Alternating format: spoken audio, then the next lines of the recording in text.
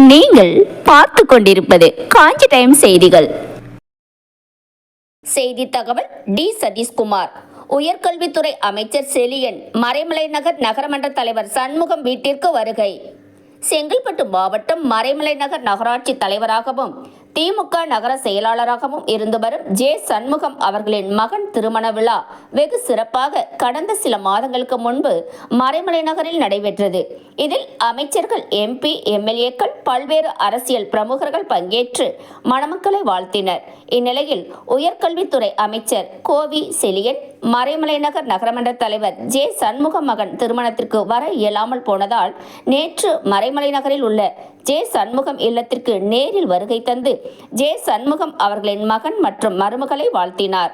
இதனைத் தொடர்ந்து திருமணமாகி சில மாதங்கள் ஆன நிலையிலும் நேரில் வந்து எங்களை வாழ்த்தியதற்கு நெஞ்சார பாராட்டுக்களை ஜே. சண்முகம் அமைச்சரிடம் தெரிவித்தார். அப்போது நகர திமுக முக்கிய நிர்வாகிகள் மற்றும் குடும்பத்தினர் உடன் இருந்தனர்.